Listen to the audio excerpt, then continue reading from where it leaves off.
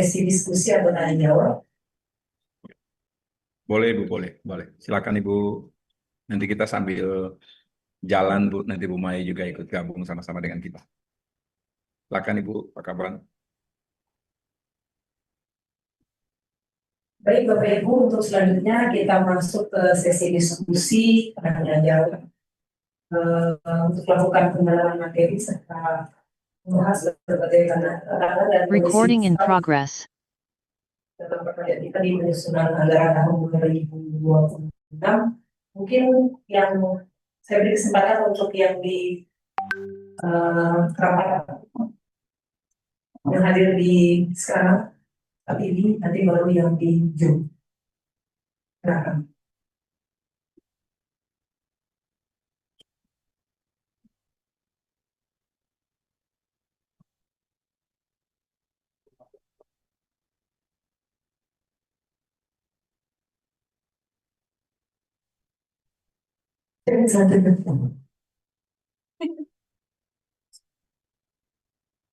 izin Pak Roy,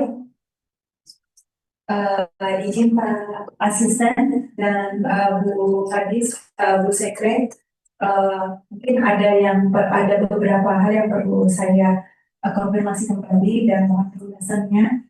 Untuk RKPDP sekarang kita sudah memasuki posisi rancangan Pak Roy, lalu kemudian ada dua hal di sini yang mau kita tanyakan. Untuk hibah ini Pak, untuk hibah apakah ada kriteria khusus di P ini untuk kita perlu fokuskan seperti itu, apa saja yang rentan dihibah, karena posisinya teman-teman anggota dewan di DPRD kan biasanya sangat menyukai ini Pak, menyukai hibah dan bansos gitu, dan pikir mereka pun ini merupakan mandat dari Permendagri 86 2017 yang juga kita harus komentar. Mungkin itu dulu Pak, hal-hal apa saja yang mungkin harus yang rentan apabila perubahan mengenai hibah dan bansos. Demikian Pak, terima kasih. Baik, mungkin bisa langsung dijawab saja ya. Baik, silakan Pak.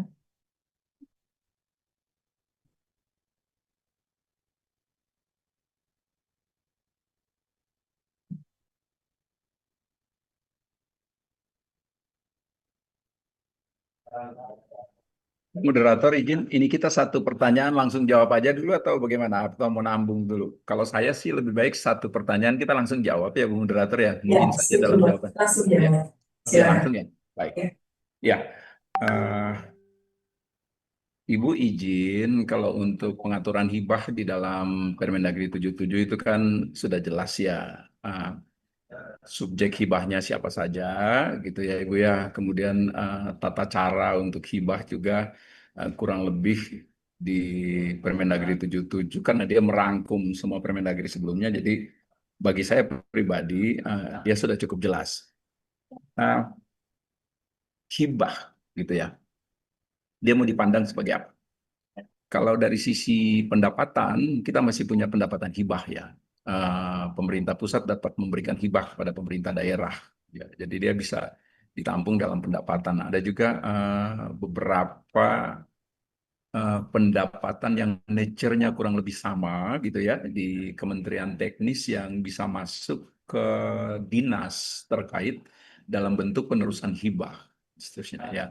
Jadi dari sisi pendapatan kurang lebih itu. Nah, kalau dari sisi belanja juga sudah diatur dari PP 12 2019 maupun Permendagri 77 untuk perlakuan belanja hibah. Nah, khusus tentang belanja ini ya, Bapak Ibu ya. Di bahannya Bu Maya tadi, Bu Maya sebenarnya memberi catatan bahwa di dalam besarnya belanja operasi pemerintah Kabupaten Kutai Barat ada hibah yang cukup besar. Kalau tidak salah tadi 41 di induk, realisasinya baru 7 miliar. Kalau saya tidak salah ingat tadi ya, Bu ya, nanti Ibu koreksi kalau saya salah. Itu artinya kalau saya, ini kan kita menuju prognosis nih tanggal 30. Kalau data yang disampaikan Bu Maya tadi benar, berarti dia cukup kecil realisasinya. kecil realisasinya ini bisa macam-macam nih faktornya ya. Bisa jadi eh, kalau disebut uang Kutai Barat tidak ada, nampaknya enggak ya. Uangnya cukup tadi dari sisi pendapatan ya. Mungkin saja saya mencoba menebak-nebaknya.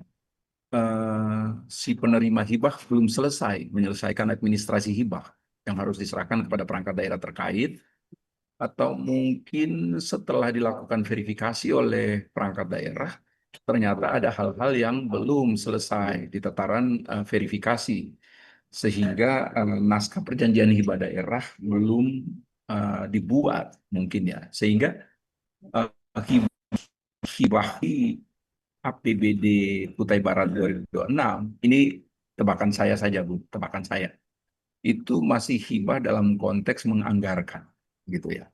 Nah, ketika hibah menganggarkan ini, izin Bapak Ibu, eh, kita minta beberapa catatan yang penting untuk diperhatikan. Satu, hibah itu adanya di RKPD.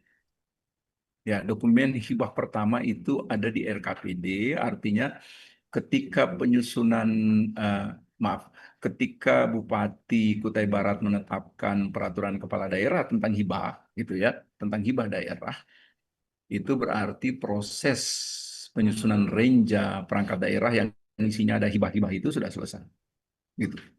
Nah, ketakutan kami adalah hibahnya itu masih gelondongan, gitu, Bapak Ibu. Hibah untuk PONI sekian, hibah untuk eh, instansi vertikal sekian, hibah untuk pramuka sekian, PKK sekian, belum dirinci, gitu ya. Siapa penerima hibahnya, eh, alamatnya yang lengkap bagaimana. Jadi hibah-hibah yang gelondongan seperti ini, mohon izin Bapak Ibu, semoga tidak ada di Kutai Barat, tetapi kalau seandainya ada, kami mohon untuk diperbaiki di tataran perencanaannya. Dia ada di RKPD, Bapak Ibu.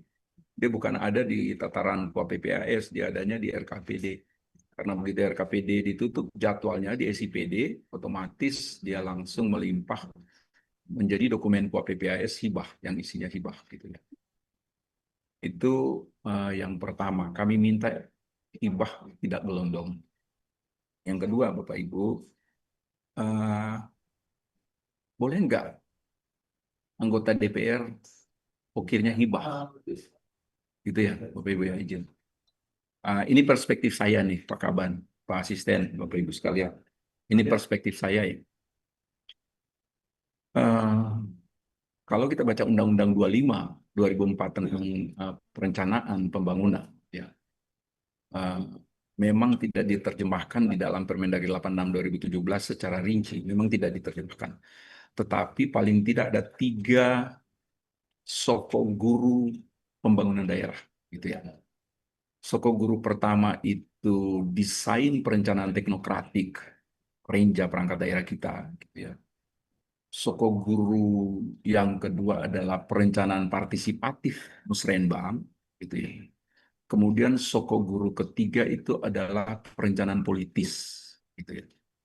Nah, khusus untuk perencanaan politis dari perspektif saya, Bapak Ibu, ada 3 hal yang masuk dalam konteks perencanaan politis. Yang pertama itu hibah, yang kedua itu bansos, yang ketiga itu bantuan keuangan. Itu konteksnya perencanaan politis. Maksudnya apa, Bapak Ibu? Maksudnya karena dia perencanaan politis, dia merupakan soko guru perencanaan yang dibangun dan dihidupi bersama oleh pejabat-pejabat politik di lingkup pemerintah. Siapa saja, Bapak Ibu? Kepala daerah dan wakil kepala daerah, pimpinan dan anggota DPRD. Gitu ya. Kalau saya.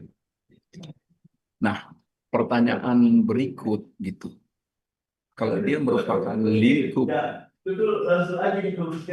perencanaan politis, apakah dari semua desain belanja itu, saya sebut aja desain belanja ya, karena memang dia ada jenis, dalam jenis belanja itu eh, bisa semuanya ikut. Maksudnya DPR bisa masuk di kepala daerah bisa masuk di uh, PR. Saya ingin kasih pandangan pada Bapak dan Ibu begini. Ya. Rencana Pembangunan Jangka Menengah Daerah (RPJMD) itu merupakan dokumen paling tinggi di kita di pemerintah daerah, gitu ya. Yang setiap tahun kita terjemahkan menjadi RKPD. Uh, Desain belanja hibah, belanja bantuan keuangan, dan belanja bansos, mestinya Bapak Ibu ya, mestinya dia sudah harus terdesain di dalam perencanaan jangka menengah daerah, gitu ya. Misalnya, Bapak Ibu ya, pemerintah Kutai Barat ingin mengajukan cabang olahraga mendayung atau panahan atau karate, gitu ya Bapak Ibu yang izin. Sementara kita tahu bahwa kemajuan cabang-cabang olahraga itu hanya bisa kita lakukan dukungan pemerintah daerah kalau kita memberikan hibah kepada uh, organisasi cabang olahraga, gitu. Dengan demikian sebenarnya kan kita tahu, gitu ya, hibah kita di Kutai Barat untuk 5 tahun masa kepemimpinan kepala daerah. Kalau kita ingin ada olahraga di Kutai Barat yang berprestasi, katakanlah udah PON mendatang atau Porda mendatang kita dapat medali lah, gitu. Kan sebenarnya kita sudah punya desain besar, gitu, Bapak Ibu. Jadi hibah sebenarnya bisa kita rencanakan, Bapak Ibu. Bukan hibah kita terima setiap tahun dari siapa saja. Demikian juga hibah untuk instansi vertikal sebenarnya bisa kita desain. Jadi bukan berdasarkan permintaan-permintaan saja. Desain-desain seperti ini Bapak Ibu untuk membatasi kita dalam pemberian hibah kepada subjek-subjek penerima hibah. Nah, kembali kepada pertanyaan, boleh nggak DPR mengajukan perencanaan hibah dalam lingkup pokir mereka? Kalau saya bilang tidak boleh. Tidak boleh. Kenapa tidak boleh? Karena uh, pokir DPRD itu Bapak Ibu, dia ada di dokumen perencanaan. Dia ada di dokumen perencanaan, dia bukan ada di dokumen anggaran. Karena dia ada di dokumen perencanaan, Bapak Ibu, ketika DPR ber apa namanya jaring aspirasi masyarakat, ya, dalam reses atau dalam rapat dengar pendapat, semua yang mereka dapatkan itu sudah diposting masuk di dalam desain RKPD perangkat daerah. Jadi pokir-pokir itu semua sudah didesain masuk di dalam desain perangkat daerah. Nah, saya kasih contoh misalnya. Ada kelompok masyarakat di Kutai Barat, gitu ya. Misal kalau saya salah mendeskripsikan, yang ingin membangun usaha kecil, gitu ya. Katakanlah udahlah bangun industri bakso atau apa gitu, industri bakso lah gitu ya Bapak Ibu ya. Dia dapat nih pokir. Ketika pokir itu dibawa dia masuk di dalam dokumen RKPD, ditangkap oleh teman-teman di Bapeda, teman-teman Bapeda akan memposting ini kepada katakanlah dinas perindustrian, gitu, atau dinas UMKM. Nah, dinas UMKM kan akan memasukkan pokir dia di dalam range dinas UMKM. Nah, ketika dia masuk, katakanlah gitu ya, pengembangan usaha kecil dan menengah. Kemudian kan pilihan kegiatannya itu, nanti kan ada pilihan belanjanya, gitu. Nah, pilihan belanjanya, kemudian mungkin Ibu langsung straight ke saya. Nah, belanjanya itu maunya itu belanja hibah, gitu ya. Nah, izin Bapak Ibu, ketika dia ingin belanja hibah, ya, ini kan pertanyaan kita. Memang boleh dia belanja hibah di situ? Tidak boleh jawabannya. Karena prosedur hibah sudah ditentukan subjek penerimanya siapa, kemudian prosedurnya bagaimana, gitu ya. Hanya pemerintah pusat, ya, instansi vertikal, pemerintah daerah di daerah pemekaran, ya, badan, lembaga, organisasi nirlaba yang disebut di dalam Permendagri 77 itu, ya, yang boleh menerima hibah. Dan dia mengajukannya dalam bentuk proposal. Kenapa proposal itu harus masuk ke DPRD? Tidak boleh proposal itu masuk ke DPRD. Proposal itu dikirim langsung kepada kepala daerah meneruskannya kepada sekretaris daerah selaku ketua TAPD, sekretaris daerah meneruskannya ke Bapeda, Bapeda meneruskannya kepada perangkat daerah. Kenapa harus dibahas di TAPD? Karena kan harus membahas dulu. Kita akan memberikan belanja hibah kalau belanja layanan wajib dasar sudah terpenuhi, gitu ya. Oke lah, katakan udah kita di Kutai Barat semua sudah terpenuhi nih layanan wajib dasar. Kita mau kasih hibah, oke. Tapi prosedurnya seperti itu, ya. Si penerima hibah mengirimnya kepada kepala daerah, bukan kepada DPRD, bukan itu. Jadi dari konteks itu, Bapak Ibu, saya tidak memperkenankan DPRD untuk di dalam reses mereka menangkap usulan-usulan yang bentuknya belanja hibah. Jadi saya tidak memperkenankan. Nah, eh, terakhir mungkin ya, terakhir, walaupun saya tidak bisa menangkap sepenuhnya Bapak Ibu maksud dari hibah. Di perubahan APBD boleh nggak kita merubah hibah? Kalau perubahan RKPD itu berasal dari perubahan APBD berasal dari perubahan RKPD, boleh, gitu, boleh merubah. Tetapi sepanjang saya bersama-sama dengan teman-teman pemerintah daerah mendengar, mendampingi teman-teman pemerintah daerah dalam perubahan APBD khusus hibah, SIPD nampaknya tidak memberi kesempatan untuk mengubah hibah di dalam perubahan APBD, SIPD. Ya. Nah, kenapa SIPD tidak mengizinkannya? Karena memang kalau hibah itu mestinya kan terencana ya, Bapak Ibu ya. Dan kalau terencana ya mestinya sudah ada sejak diinduk. Jangan sampai sudah induk kita rencanakan, apalagi kalau ini teman-teman DPRD nih. Oh, ternyata kelompok sasarannya salah, Pak. Memang memberikan hibah bantuan hewan gitu ya, atau bantuan kapal tangkap. Ternyata bukan di kecamatan ini, Pak, di kecamatan yang itu. Atau bukan di kelompok ini, Pak, di kelompok itu. Atau, oh salah, Pak, kemarin itu bukan bantuan hibah uang, harusnya hibah barang, dan sebagainya gitu ya.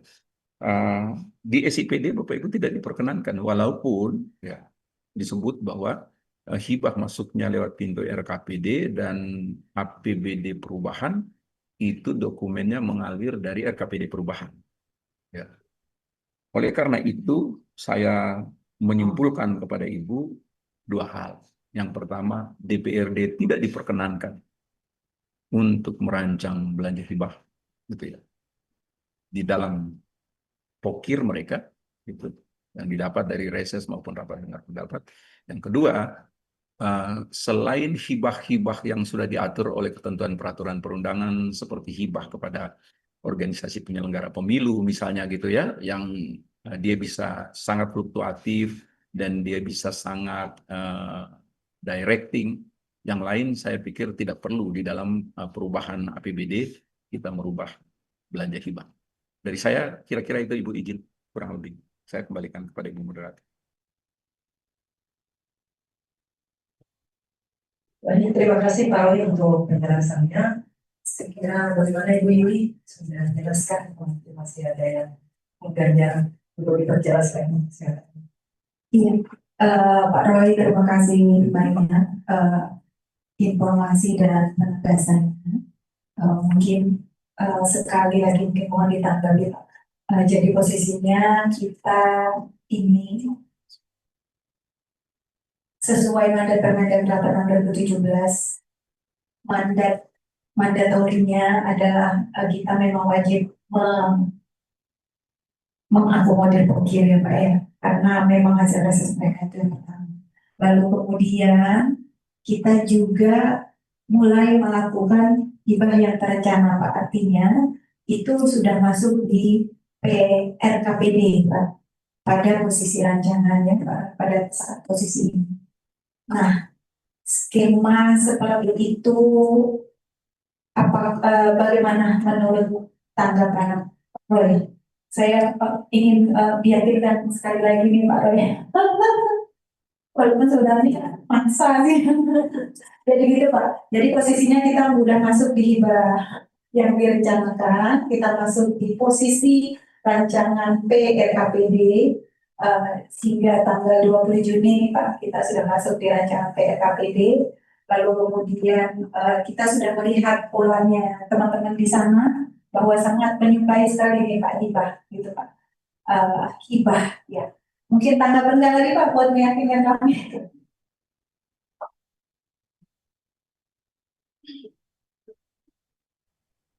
Ya, Ibu Moderator izin saya langsung tanggapi saja ya Ibu Moderator ya. Kalau memang dokumennya sudah berjalan dalam proses evaluasi, memang kewenangan evaluasi itu ada di teman-teman provinsi ya Bapak Ibu ya. Kalau kita ke Permendagri 9 2021, kita di pemerintah pusat itu hanya konsultasi kewenangannya ya.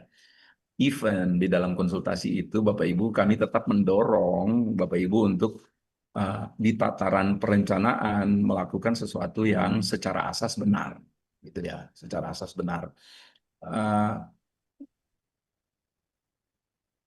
Pokir-pokir DPRD itu Bapak Ibu sudah 2 tahun ini Bapak Ibu langsung diawasi oleh Komisi Pemberantasan Korupsi baik di tingkat pemerintah provinsi maupun kabupaten kota, dan saya kira Bapak Ibu sudah tahu bahwa MCP KPK itu juga mengcapture data Bapak Ibu di Kabupaten Kutai Barat gitu ya. Jadi data itu bukan cuma bisa dibaca oleh saya dan Bu Maya, sebagaimana tadi paparan Bu Maya kan sampai di isi perutnya Bapak Ibu tadi itu belanja di dinas. Kalau yang template-template umum Bapak Ibu itu bisa dilihat oleh teman-teman di Kopsurgah KPK gitu. Jadi sudah sekian tahun ini, sudah 2 tahun ini selalu jadi koriusnya teman-teman di divisi pencegahan. Ya, begini saja Bu, kalau memang sudah ada di dokumen RKPD, oke, biar saja di review sama teman-teman di provinsi gitu ya. Nanti kalau dikonsultasikan juga untuk Kutai Barat, nanti saya kira Bu Mai reminding saya ya, kalau Kutai Barat ini mungkin kita bisa kasih catatan gitu ya Bapak Ibu ya. Cuma kalau secara asas, sebagaimana saya sampaikan ke Ibu tadi, saya berharap di 2027 tidak terjadi lagi, gitulah. Kalau memang sudah terlanjur ya tidak apa, tapi saya pikir baik sekali kalau kita memulai sesuatu yang baik di lingkungan pemerintah daerah. Kalau teman-teman terus-menerus kita excuse pada sesuatu yang keliru, apalagi untuk teman-teman di DPRD ini nanti dipikir semuanya boleh. Padahal hal-hal juga sudah terbatasi. Itu sama sekali tidak sesuai dengan apa yang diatur tentang range mereka di dalam PP mereka maupun hak-hak keuangan dan administrasi mereka. Itu dari saya Ibu izin. Mohon perkenan. Ya Pak Roy, izin satu lagi Pak Roy. Mengenai balik ke mengenai hibah dan bansos yang terencana. Jadi posisinya ketika penerima hibah di perubahan ya Pak kasusnya, dia merupakan pokir juga, tetapi lalu kemudian kita penuhi bukti dukungnya si calon penerima hibah itu mengantarkan proposalnya ke kepala daerah, lalu kemudian kepala daerah memberikan kepada Sekda, lalu kemudian Sekda ke TAPD untuk diterjemahkan di renjanya bagian Kesrasos gitu Pak. Alurnya seperti itu Pak. Mohon tanggapannya Pak Roy, apakah ini bisa menguatkan untuk yang sudah terjadi ini? Secara alur saya kira itu sudah benar Bu, sudah sangat benar, sudah sangat benar. Jadi memang hibah itu si subjek penerima hibah harus mengirimkannya kepada kepala daerah kemudian meneruskannya kepada Sekda selaku ketua TAPD.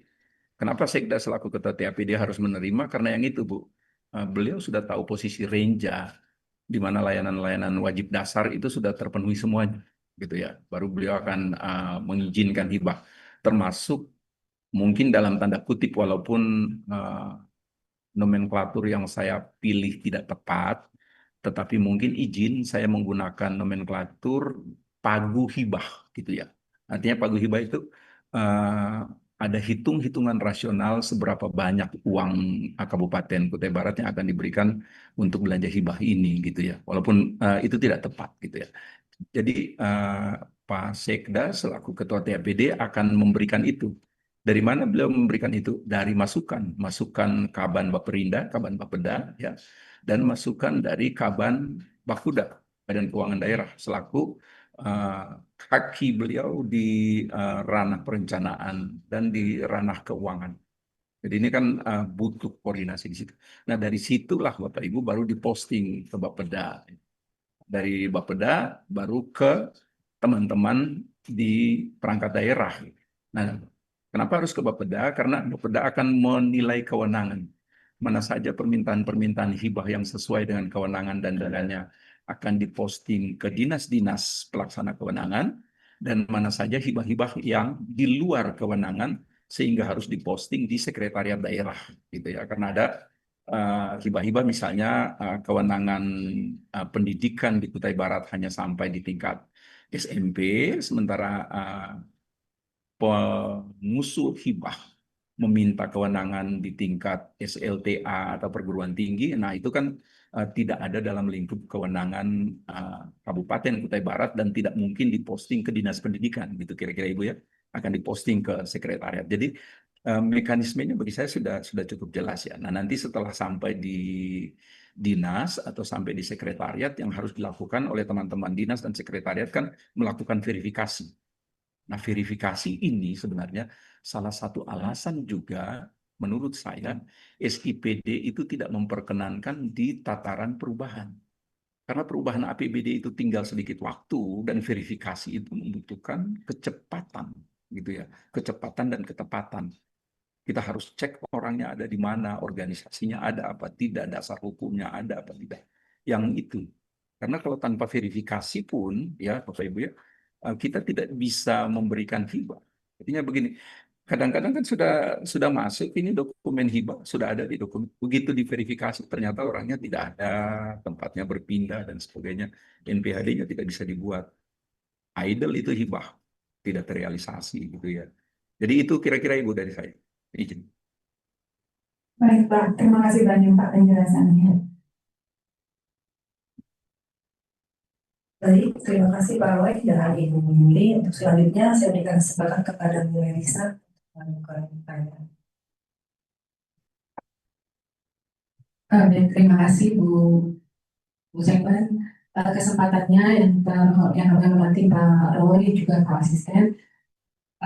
Izin Pak bertanya ini yang pertama, tadi kalau kita ini kalau hibah ke instansi vertikal sudah sering Pak ya, terutama untuk yang order gitu ya. Kemudian kami ini punya kegiatan yang mengerjakan di ruas jalan nasional yang menjadi kewenangan pusat.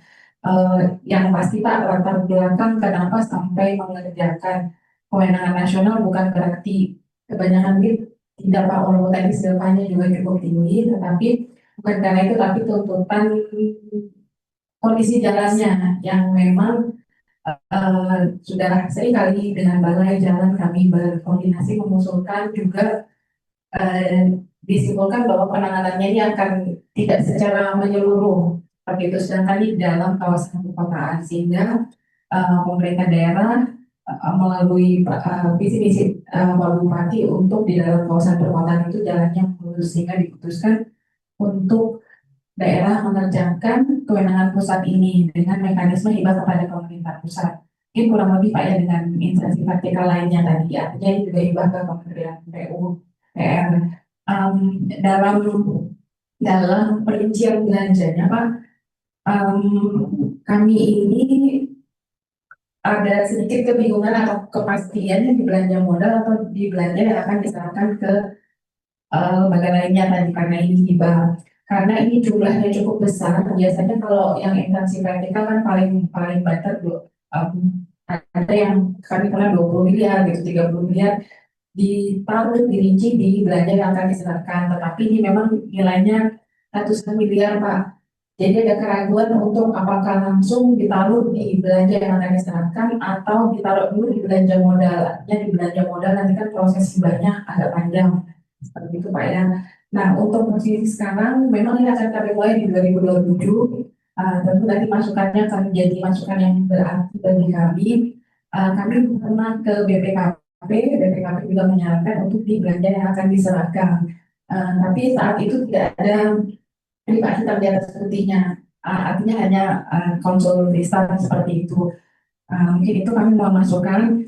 Yang kedua Pak terkait dengan TDF, mungkin rekan-rekan BKD pernah berkonsul juga, ini juga masih mencoba Pak bertanya lagi, berdiskusi lagi. Artinya misalnya kami tidak memasukkan TDF ini ke dalam struktur saat ini sampai nanti kepastian pencairan. Nah, ini kan kami saya tetap mengajukan kemudian belum masuk dalam struktur. Yang kami khawatirkan juga adalah ternyata nanti PDF-nya cair, walaupun saya tidak hafal timeline waktunya yang Bu Stefan ya, tapi yang kami khawatirkan juga karena ini proses pembangunan berpacu dengan waktu Pak ya, dengan periode Pak Bupati seperti itu. Khawatirnya ketika itu masuk ternyata di timeline perencanaan yang kami belum bisa merinci seperti itu, merinci peruntukannya. Sehingga kami ada kekhawatiran juga akan ada keterlambatan nanti di pelaksanaan.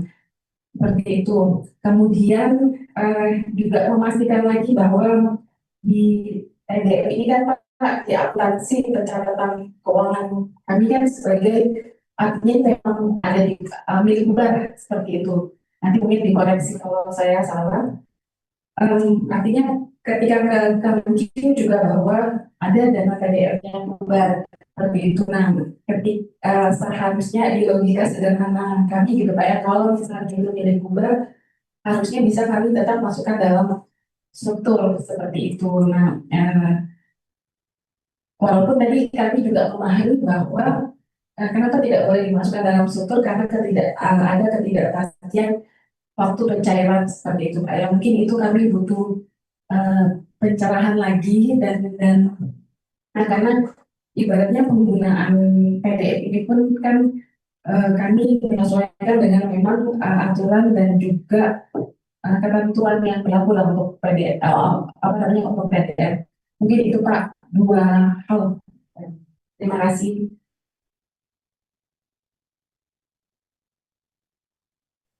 Ya, Ibu terima kasih Ibu.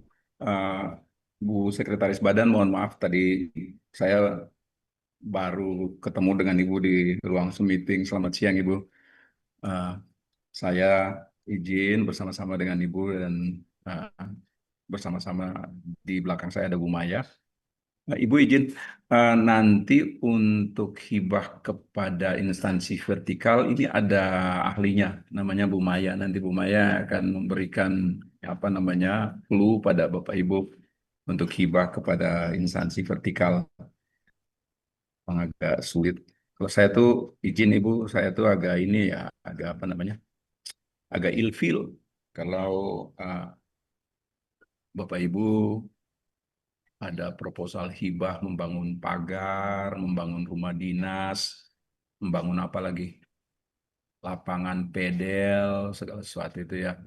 Kemudian Bapak Ibu posting menjadi belanja modal di perangkat daerah. Kalau Bapak Ibu posting menjadi belanja modal perangkat daerah, berarti statusnya menjadi aset pemerintah daerah, berarti kan ya. Karena belanja modal kan belanja untuk menghasilkan aset. Kalau Bapak Ibu sudah memposting menjadi belanja modal, menghasilkan aset, tahun depan Bapak Ibu akan memposting belanja pemeliharaan berarti. Ya. Karena itu aset pemerintah daerah ya. Atau gimana? Nah, oleh karena itu saya selalu ilfil kalau hibah itu apalagi dalam pembangunan infrastruktur tertentu diposting menjadi belanja modal perangkat daerah. Nah, soal ini jadi belanja apa nih? Barang jasa diserahkan kepada masyarakat atau apa nih? Bapak Ibu mohon kurius gitu ya. antara kelompok belanja dan jenis belanja itu ada perbedaan yang mendasar. Nah, nanti Bu Maya lah yang Ibu izin ya, nanti Bu Maya lah yang menjelaskan tentang belanja hibah untuk instansi vertikal ini. Nah, saya yang terakhir aja Bu. PP 12 2019 pasal 24 ayat 6 itu kan meminta pada kita untuk ada kepastian dulu ya, kejelasan dasar hukum, barulah kita memposting pendapatan belanja maupun pembiayaan gitu ya.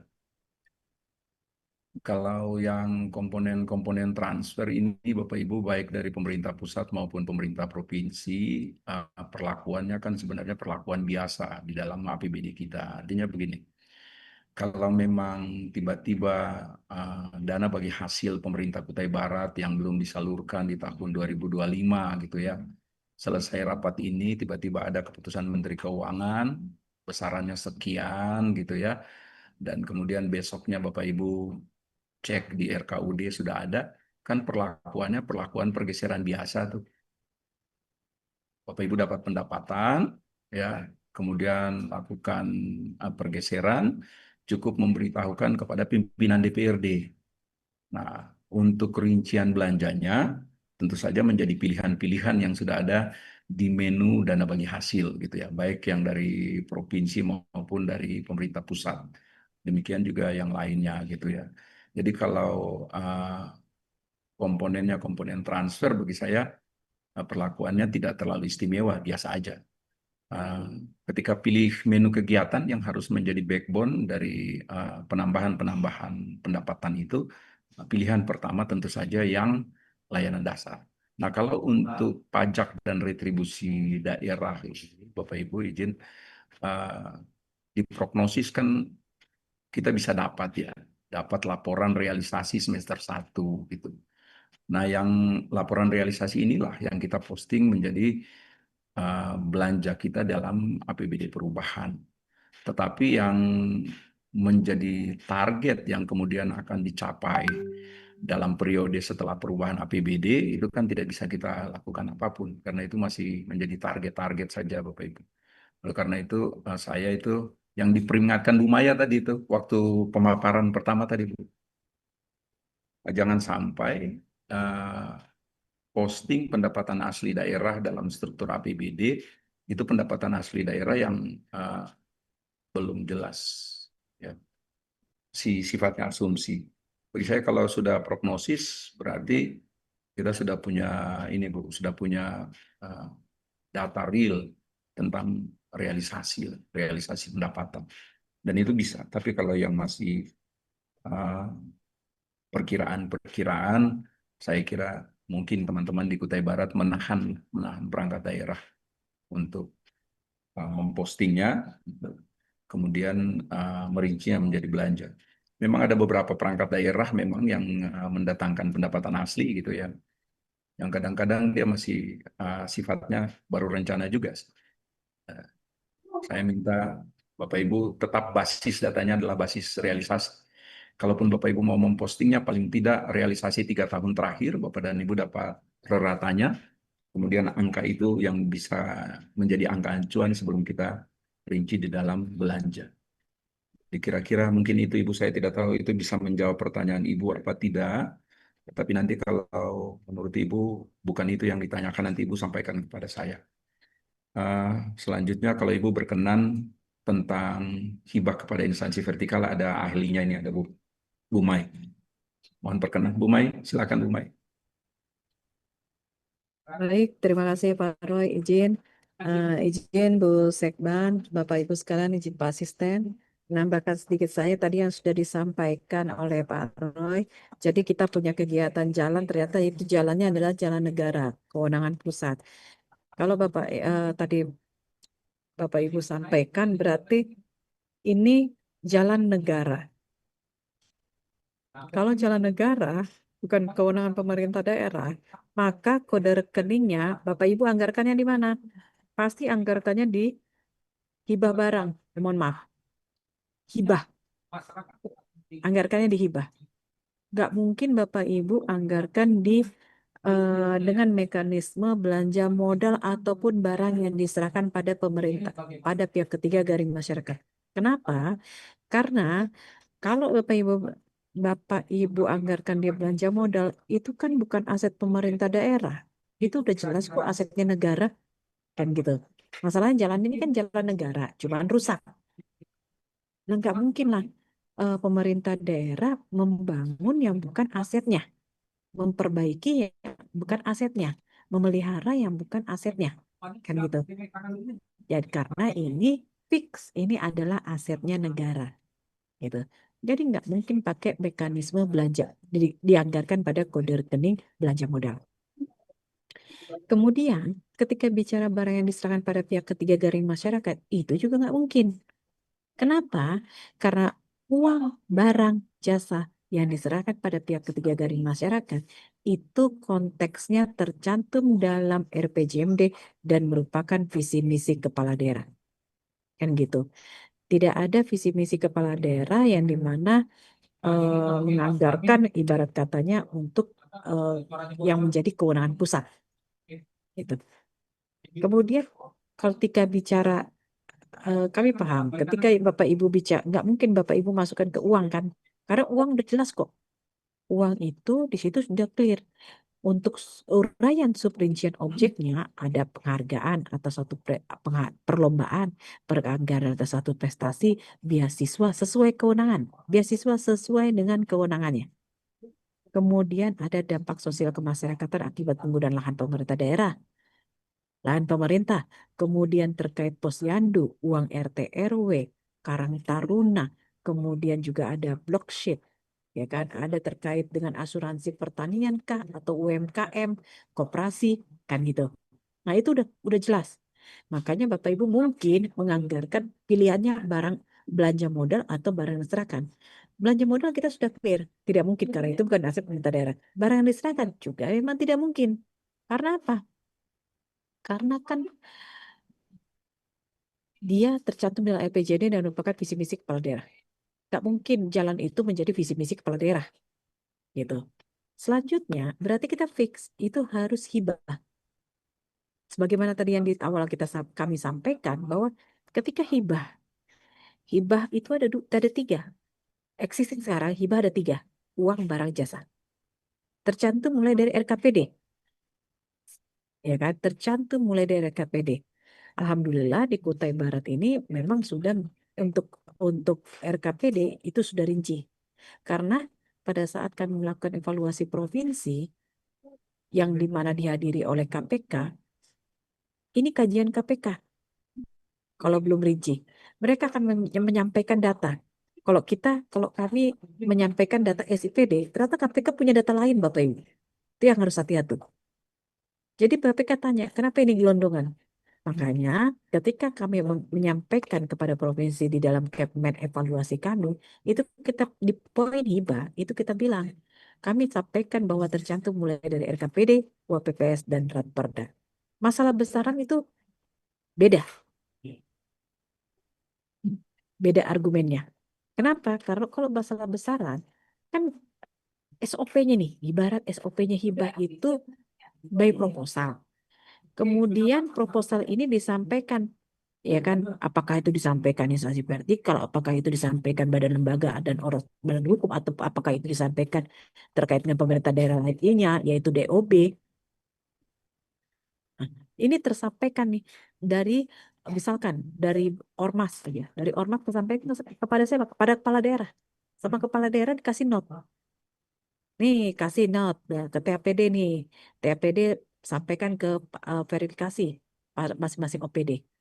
Pertimbangan TAPD dati menjadi dasar. Jadi kalau proposalnya 100, ngasihnya 50 ya sah-sah saja lah. Kan sesuai kemampuan keuangan daerah.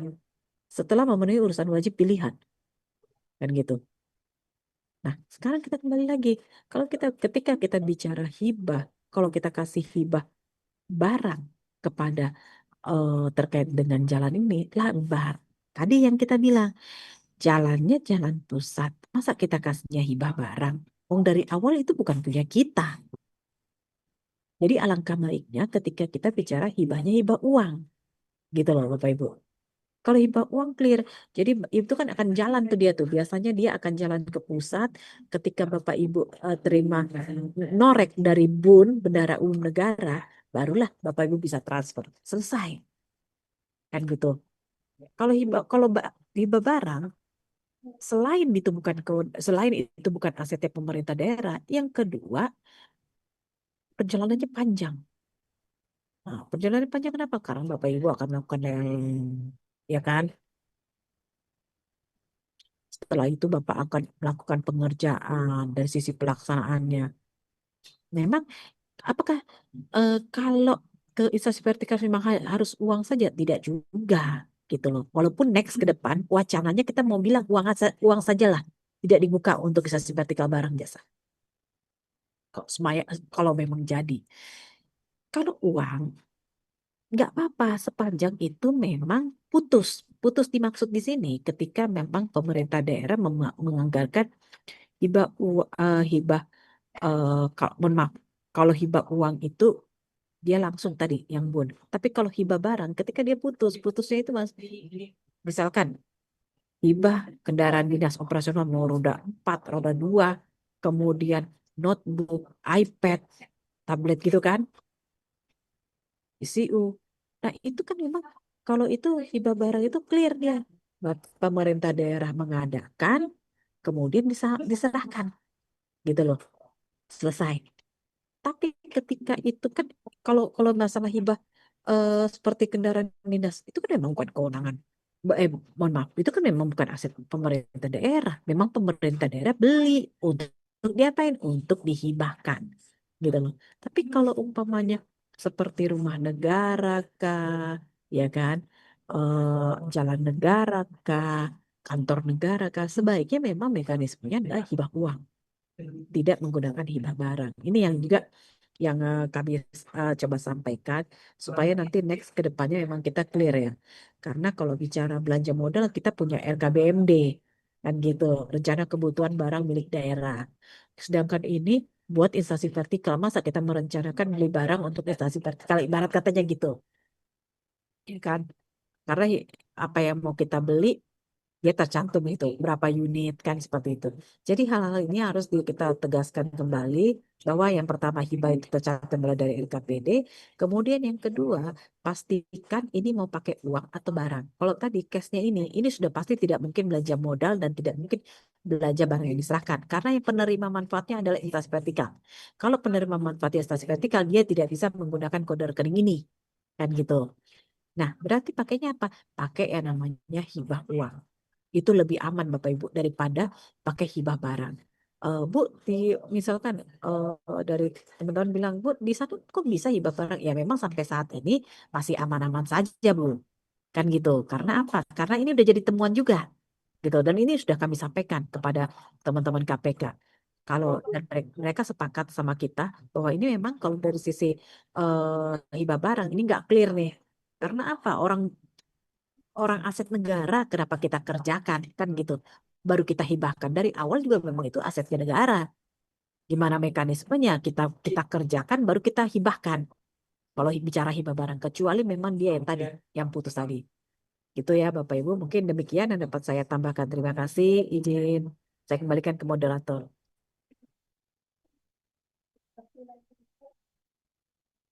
Bagaimana?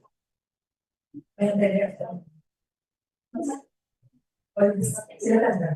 Ya, izin Bu Maya, mungkin jadi situasinya ini adalah bisa dibilang mungkin dalam 10 tahun ini Bu Maya untuk jalan nasional dalam permohonan ini tidak ada perbaikan sehingga mungkin juga bahkan lebih dari 10 tahun sebenarnya. Makanya untuk di RPJMD, di RKPD itu semua masuk. Artinya dengan latar belakang bahasa untuk seluruh konektivitas di dalam perkotaan Sendawar itu targetnya adalah bonus. Memang terkesan lucu Bu Maya, tapi itulah teriakan kami yang di daerah, di mana jalan negara tapi rusak dan kalau bagi kami yang lama sampaikan lebih mulus jalan ke kuburan, ketimbang jalan negara dalam wilayah perkotaan Sendawar, istilahnya sampai menyampaikan seperti itu. Dan ketika ketika periode yang baru, mohon maaf di pemerintahan berikutnya juga ketika efisiensi kemarin, ada pekerjaan ruas jalan Trans Kalimantan itu dari em, Samarinda, Gukar, Kubar, itu kan hampir anggaran infrastruktur juga semua diefisiensikan ya Bu. Sehingga juga kami bisa dibilang di daerah juga tanda kutip menangis gitu. Karena memang kenapa ruas ini anggaran infrastrukturnya dipertahankan karena memang sumber dananya adalah utang seperti itu. Ini kami dapat informasi dari balai. Seandainya itu juga bukan utang, utang utang dari Mas entah Kementerian PU atau RI ya Bu. Karena dia utang maka dia bertahan. Seandainya itu bukan utang, maka sudah diefisiensikan.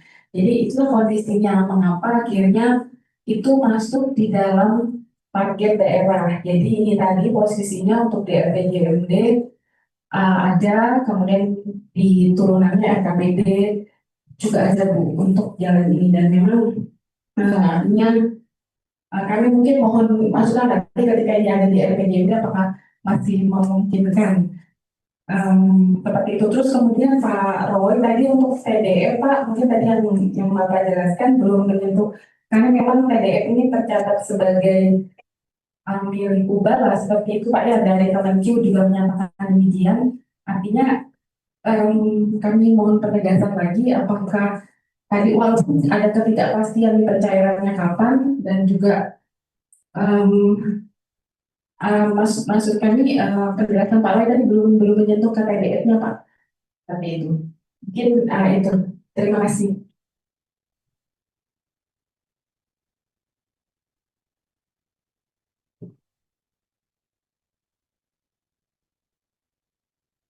Ibu izin, Ibu boleh ulang pertanyaan ke saya lagi. Saya besarkan volumenya di sini.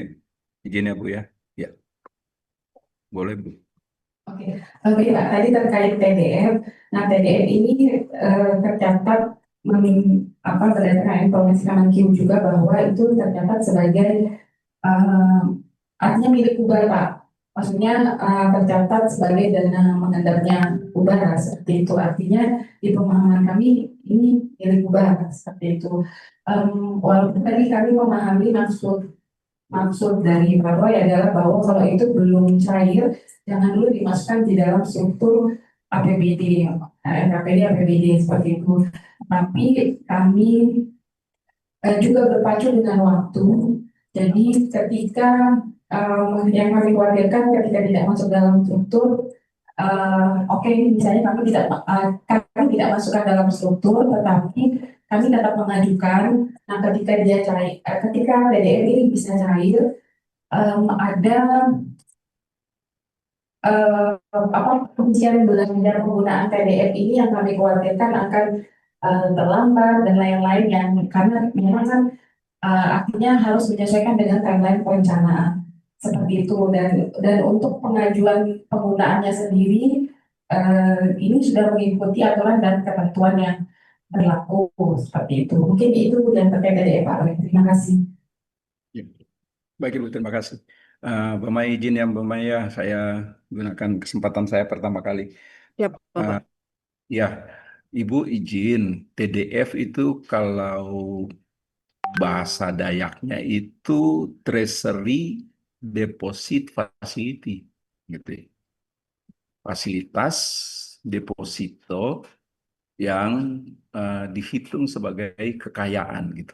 Nah, karena dia merupakan fasilitas dari deposit, dia menampung sementara Bapak Ibu pendapatan yang seharusnya menjadi bagian dari pendapatan Kabupaten Kutai Barat. Nah, pertanyaan gitu ya Bapak Ibu ya. TDF ini punya siapa? Punya pemerintah pusat kah? Atau punya pemerintah Kabupaten Kutai Barat? Gitu ya pertanyaannya Bapak Ibu ya. Jawabannya, TDF itu punya pemerintah pusat, Bapak Ibu. Jadi walaupun itu merupakan bagian pemerintah Kabupaten Kutai Barat, piutang pemerintah pusat, tetapi penentuan alokasinya tetap dilakukan oleh Bendahara Umum Negara. Izin Bapak Ibu. Jadi katakanlah gitu ya, di TDF Kutai Barat ada sisa DBH tahun sekian atau sisa DAK tahun sekian gitu.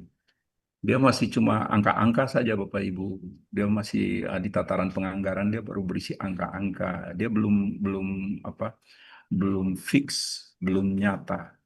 Karena itu izin Pak Kaban, Bu Sekban, Bapak Ibu sekalian, kami meminta pada Bapak dan Ibu karena Undang-Undang 1 2022 mengamanatkan bahwa kebijakan-kebijakan teknis dalam hal keuangan dapat ditetapkan dengan peraturan menteri, dengan keputusan menteri. Kami tetap minta Bapak Ibu menunggu keputusan Menteri Keuangan dulu tentang besaran TDF dan jenis dari TDF yang dimiliki Kabupaten Kutai Barat. Kalau sudah ada KMK-nya Bapak Ibu, apakah sudah bisa diposting? Jawabannya sih bisa, karena sudah ada dasar hukum ya Bapak Ibu ya. Tetapi pengalaman kami paling tidak 2 tahun terakhir lah dengan teman-teman yang punya TDF banyak ini, gitu ya. Sudah diposting di struktur APBD, ternyata nggak ditransfer uangnya. Begitu diposting, jadi pendapatan, PP12 meminta pada kita dirinci jadi belanja. Kalau belanja ini sudah masuk ke mekanisme pengadaan barang jasa, kemudian Bapak Ibu sudah eksekusi, uangnya tidak juga dikirim-kirim gitu. Akhirnya kan jadi utang pemerintah daerah kepada pihak ketiga. Nah, menyiasati itu, Ibu izin kami tetap meminta sampai ada kepastiannya dulu. Bukan cuma ada KMK-nya, tapi kami minta supaya uangnya masuk dulu ke RKUD. Baru ada kepastian. Karena sebagaimana saya ungkapkan tadi, Ibu izin, kalau transfer ini kan mekanisme yang biasa. Begitu ada uangnya, kita menetapkan perkada pergeseran untuk menampung pendapatan, rinci jadi belanja.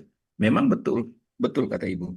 Nanti biasanya di tataran implementasi susah. Susah dalam arti ya waktunya mepet gitu ya. Apalagi di perubahan APBD, waktunya tinggal sedikit.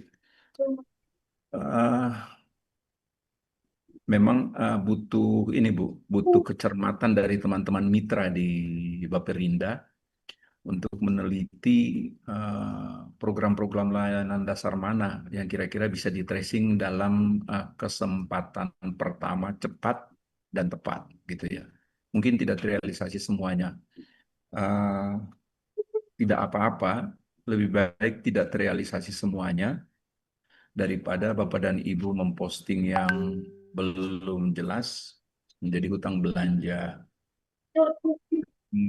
Selama ini Kutai Barat kan kelebihan uang tuh di sudah sekian tahun ini ya Bapak Ibu silpanya besar. Ya silpa bisa digunakan untuk menutup hutang, kira-kira begitu ya. Tapi bagi saya, Ibu izin, saya tetap minta Bapak Ibu uangnya masuk di RKUD dulu, terbit KMK dulu. Lagi pula sekarang ini TDF Bapak Ibu juga ketika Bapak Ibu mau minta, Bapak Ibu kan diminta untuk menyerahkan dokumen pendukung. Misalnya layanan dasar apa yang Bapak Ibu mau uh, lakukan ketika TDF Bapak Ibu dicairkan gitu ya. Apakah jalan, kah, jembatan, kah, sekolah, kah, dan seterusnya gitu. Jadi ada aturan-aturannya juga sih penggunaan TDF itu. Nah yang kedua, yang hibah, saya mendengar Ibu tadi mendeskripsikan pada saya tentang kondisi hibah jalan ini, saya jadi miris. Miris benar-benar apa namanya, kita sudah out of context, Ibu. Ya kalau dia memang kewenangan negara, harusnya dilakukan oleh negara, jangankan negara, provinsi saja. Pemerintah provinsi harus memberikan kepada pemerintah daerah surat penyerahan kewenangan. Itu diatur di Undang-Undang 23 itu. Kalau memang itu kewenangan provinsi mau dikerjakan oleh pemerintah daerah harus ada. Pemerintah provinsi menyerahkan kewenangan itu dilakukan oleh pemerintah daerah. Apalagi ini kok kewenangan negara ya. Kewenangan negara dipetakan masuk ke dokumen RPJMD.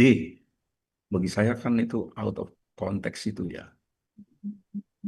Sama sekali tidak masuk akal bagi saya. Ya, Undang-Undang 17 mengatakan pada kita ya perencanaan negara dikerjakan dengan APBN, perencanaan daerah dikerjakan dengan APBD. Kalau nanti konteks hibah itu bukan untuk mengerjakan kewenangan negara sebenarnya, bukan Bu. Tapi untuk tugas-tugas negara yang dikerjakan di daerah, instansi vertikal di daerah. Bahkan kalau di ketentuan hibahnya kan malah yang instansi vertikal itu harus ada ininya di daerah. Kalau jalan ini kan mestinya kan balai jalan provinsi yang membangunnya, bukan Kabupaten Kutai Barat. Kemudian diposting menjadi RPJMD. Nah, tentu saja ini miris Bu, tapi saya kira harus dibicarakan bersama ya, bukan cuma dengan kita saja, tapi dengan KL terkait, dengan Bappenas untuk perencanaan pembangunan negaranya, dengan provinsi gitu ya. Betul-betul bagi saya ini out of context ya, sudah keluar jauh. Mungkin sementara dari saya itu Ibu, mohon maaf gitu ya, nanti Bu Mai izin koreksi saya kalau saya salah. Silakan Bu Mai. Siap.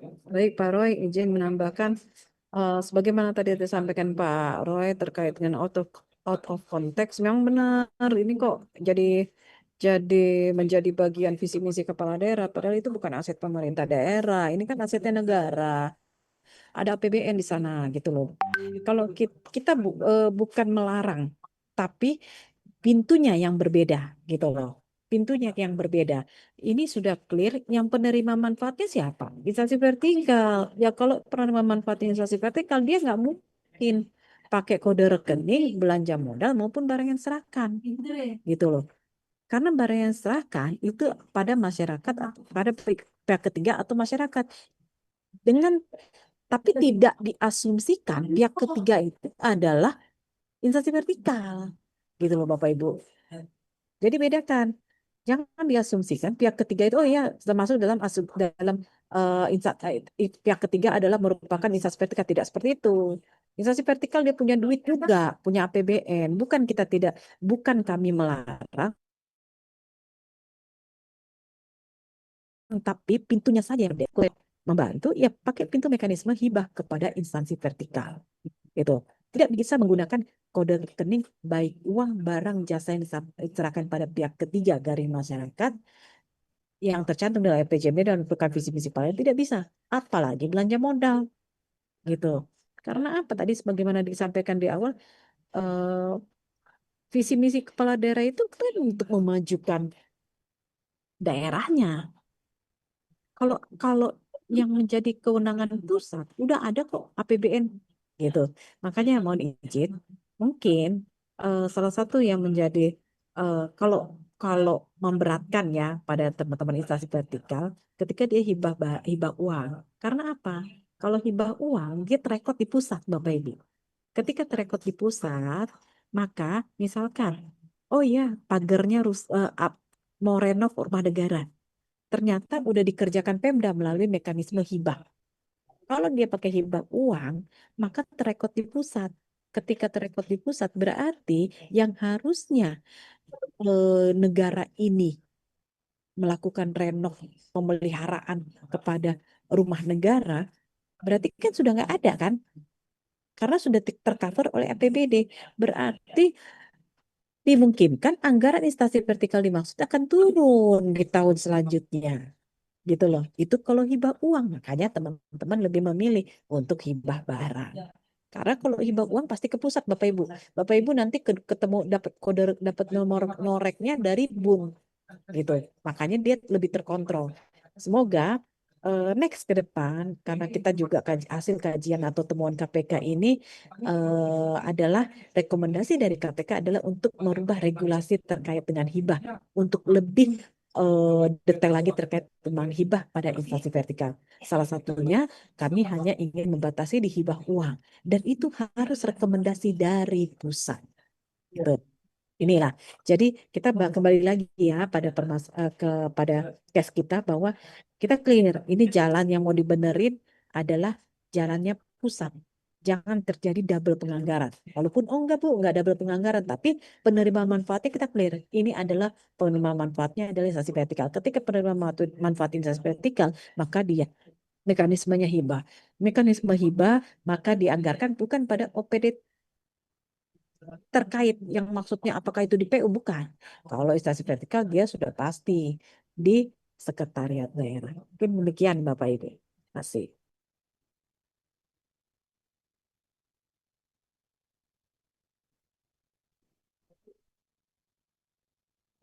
Baik, sudah jelas. Mungkin untuk selanjutnya karena ini minat waktu, kami berikan ruang kepada kawan-kawan yang bergabung di dalam meeting. Ada dari, silakan Pak. Izin, terima kasih kesempatan Pak Asisten, Bu Sepan.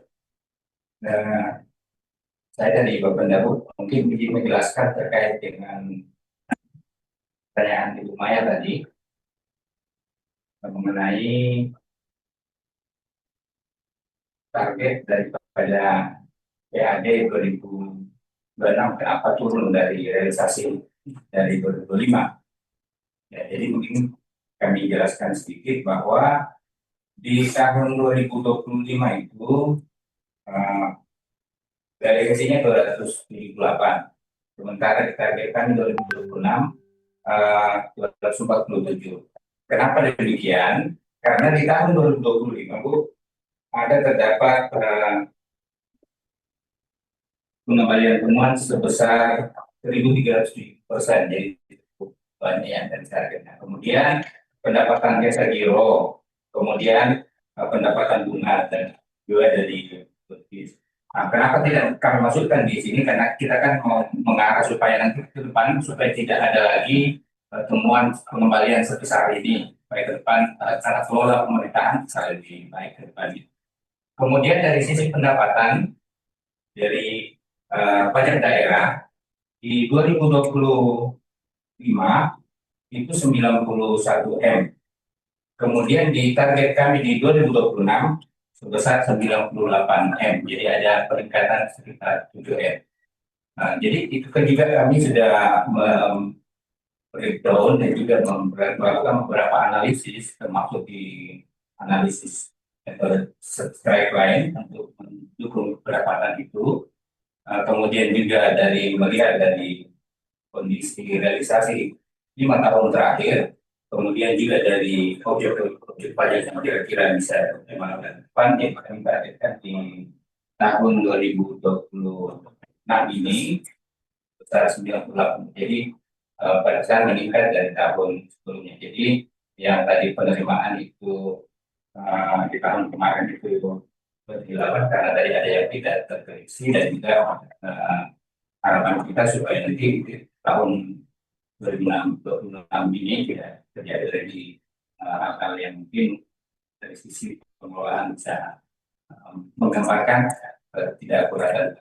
Jadi kondisinya seperti itu dan kami tetap berupaya walaupun disampaikan tadi juga persentase di realisasi pendapatan itu pendapatan daerah sekitar 20 diceran tadi 20 per 31 Mei 26,82, kemudian di pajak daerah itu 9,91. Memang ada beberapa jenis pajak yang belum tercapai, termasuk seperti pajak bumi dan bangunan Bu, masih di bawah 10%, karena memang targetnya biasanya masyarakat itu membayar sampai di akhir-akhir masa jatuh tempo di bulan Oktober.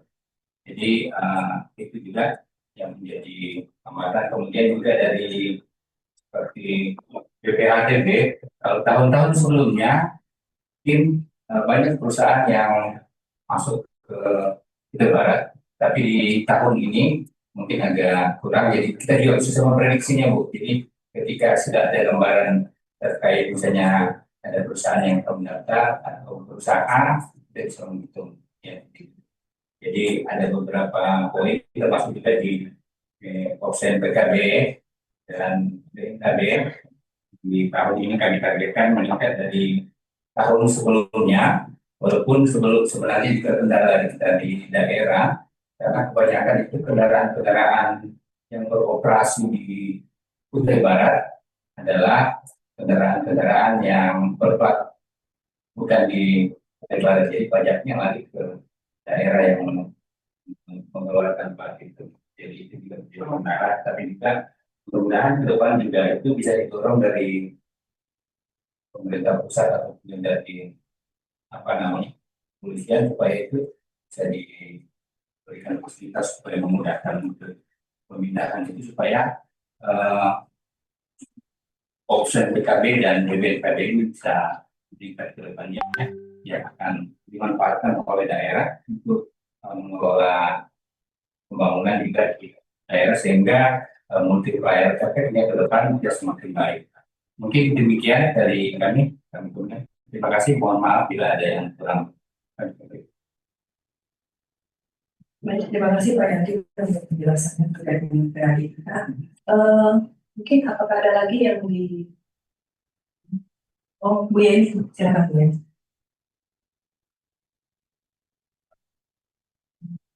Baik, izin yang saya hormati Pak Asisten, Ibu Sekretaris BKD, tadi Pak Roy dan Ibu Maya, mungkin tadi karena Pak Yakin menjelaskan atau mengklarifikasi, mungkin saya juga mengklarifikasi juga Pak, jadi bukan bertanya sih di kesempatan ini, terkait yang LRA tadi, bisa di share yang share screen yang tadi LRA yang banyak anggarannya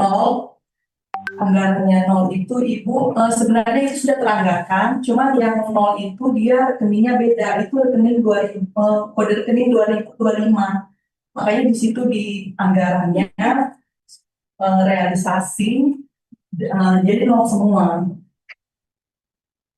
Dia hanya yang terlihat di situ kan yang ada angkanya realisasi 2025. Karena rekeningnya beda. Dia di atasnya ada bukan tadi Ibu bilang, Ibu Maya bilang apa namanya tunjangan keluarga PNS P3K. Nah ada tapi di atasnya ada Bu yang untuk 2026 itu ada semua sudah teranggarkan karena itu sudah termuliakan, itu sudah ada. Yang 00 anggarannya itu untuk menjelaskan yang realisasi 2025 karena rekeningnya yang 2025 sama 2026 berbeda. Kemudian yang silpa yang tadi Ibu tanyakan, jadi yang silpa untuk yang non irma itu memang sekitar 1,4. Kemudian yang sudah di breakdown di belanja itu di APBD Murni 2026 itu di 556 M sekitar itu, jadi ada sisa sekitar 916.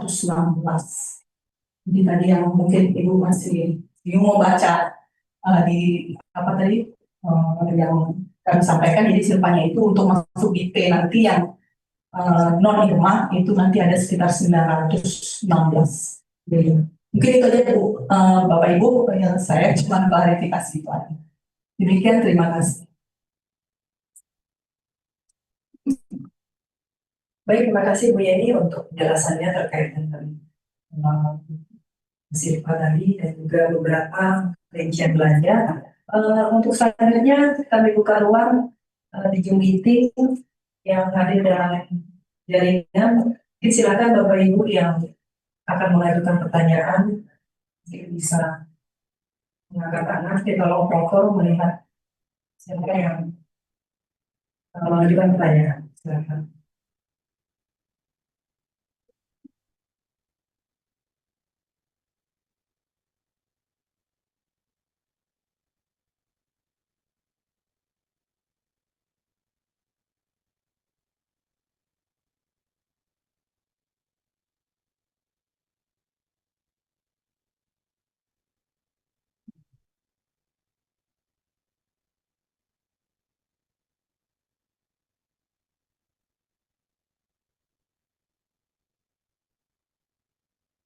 izin operator apakah ada yang lain? Saya mungkin di kalau tidak ada, ini izin ada pertanyaan dari Pak Asisten 3. Mungkin pada Pak Asisten dipersilakan, Pak.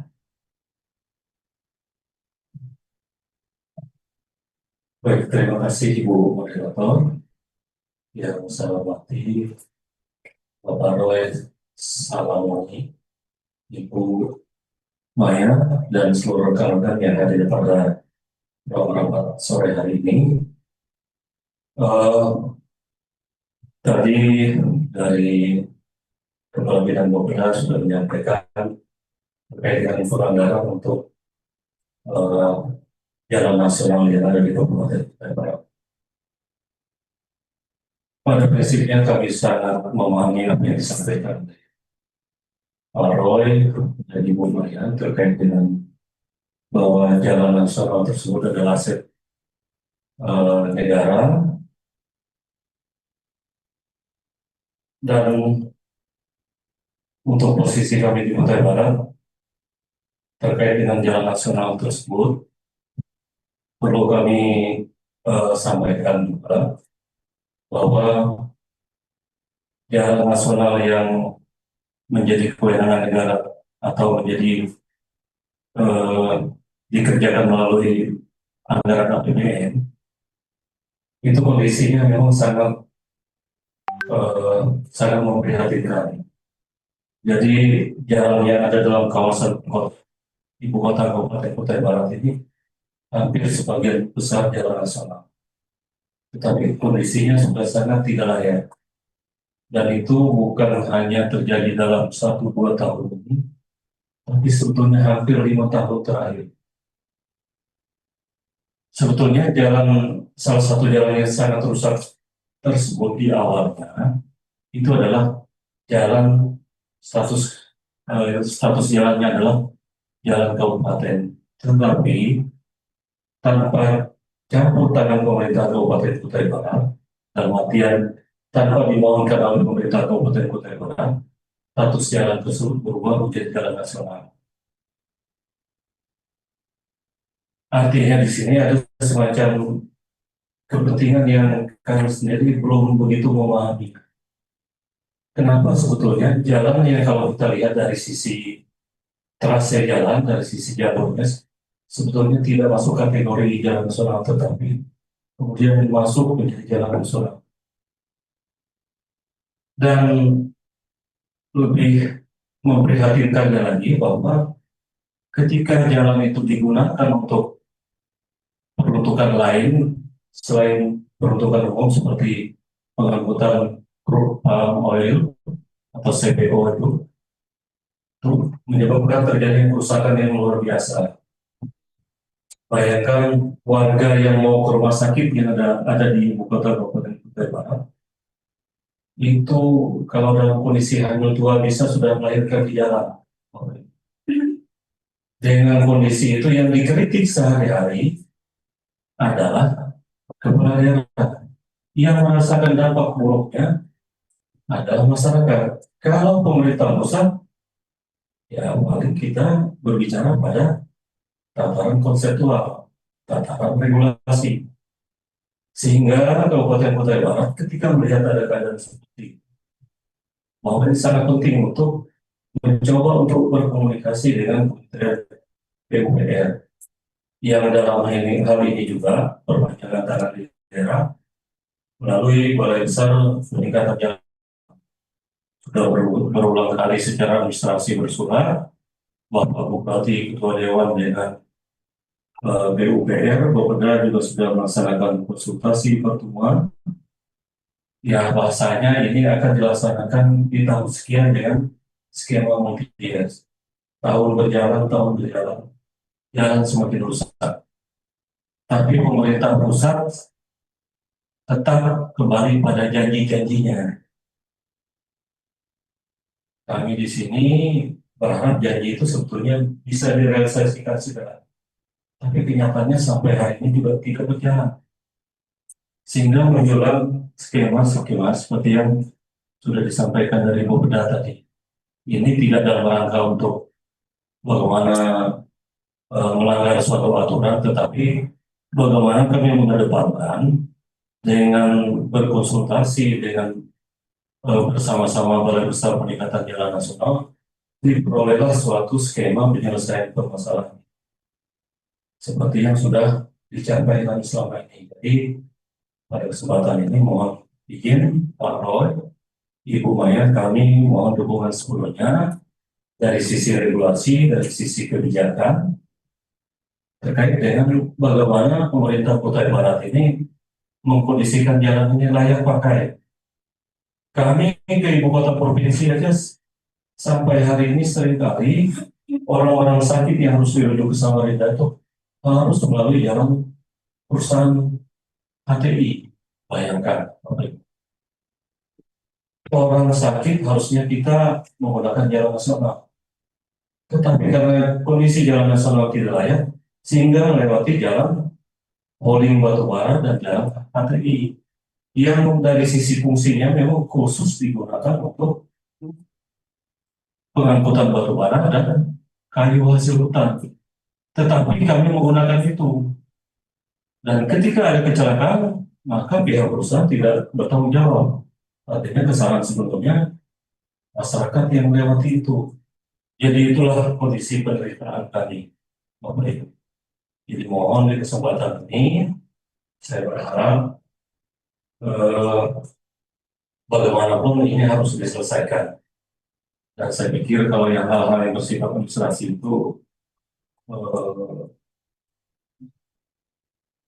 kita akan melakukan penyesuaian-penyesuaian yang sifatnya tidak mengganggu terhadap perbaikan jalan ini. Dan ini memang sudah sangat intens komunikasi dengan Balai Besar Jalan Nasional. Mungkin kira-kira begitu Pak Roy, bunganya mohon maaf tidak bermaksud semacam justifikasi untuk kebenaran, tetapi begitulah keadaan kami apa adanya. Kemudian yang berikut terkait dengan berbicara mengenai penganggaran.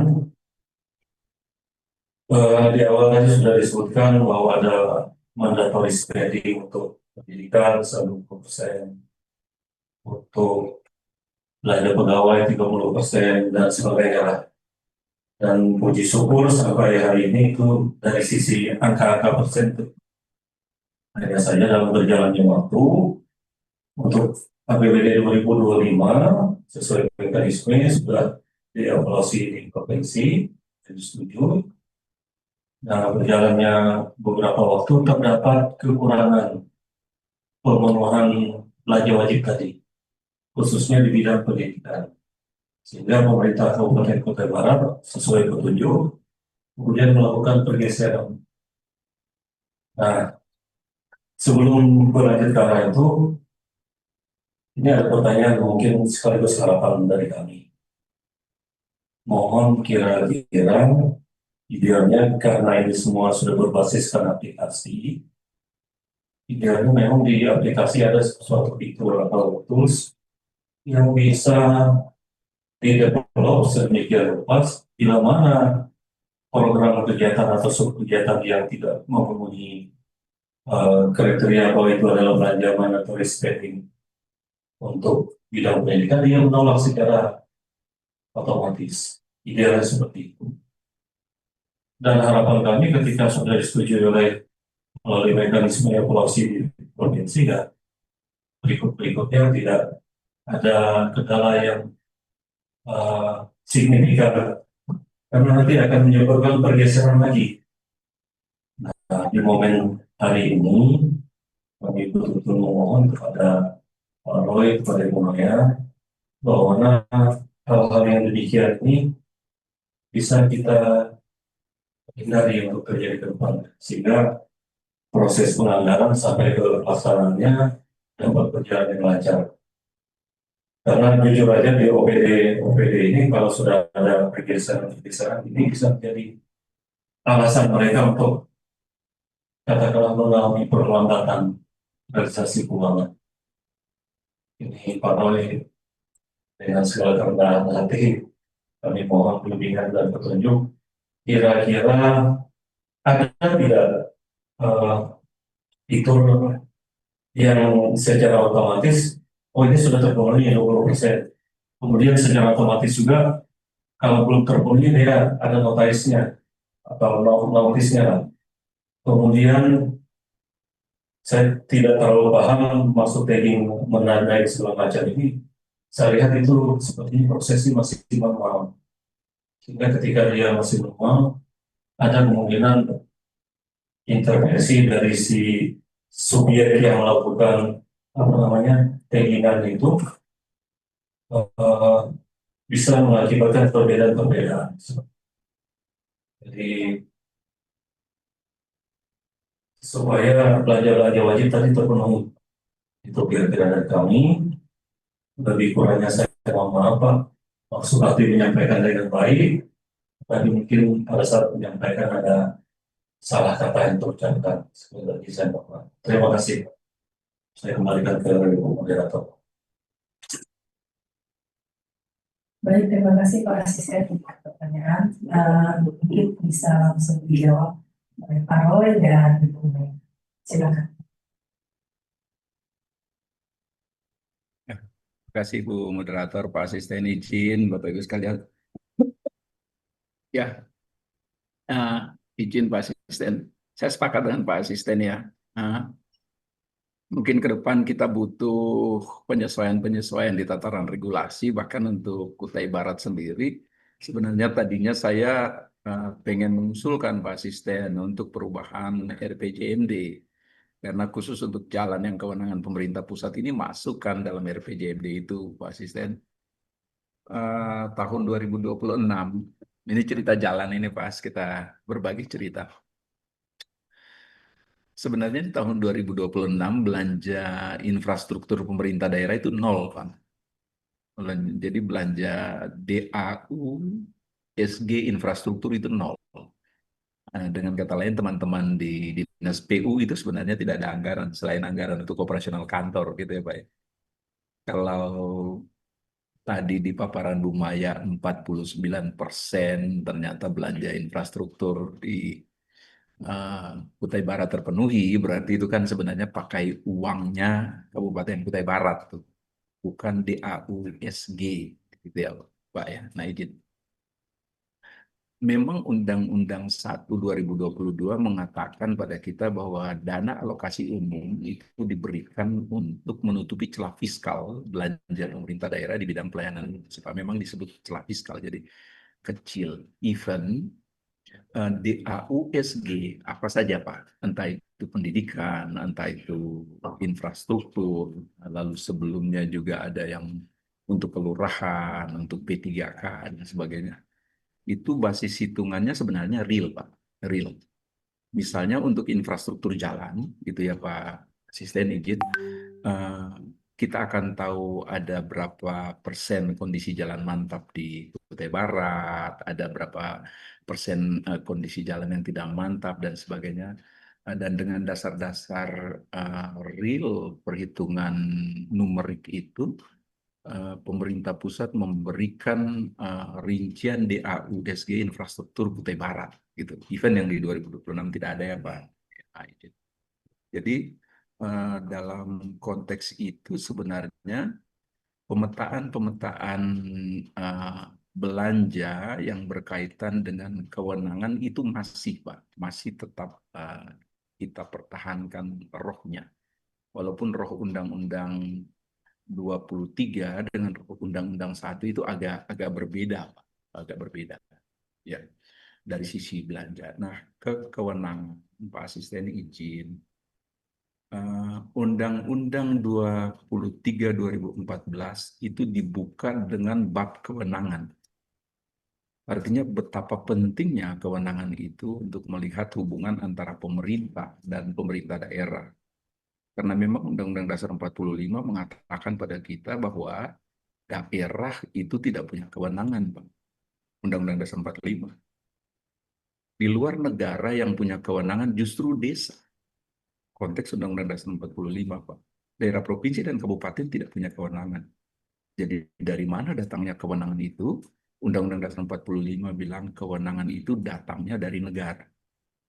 Negara lah yang menyerahkan kewenangan itu kepada pemerintah provinsi dan pemerintah kabupaten kota.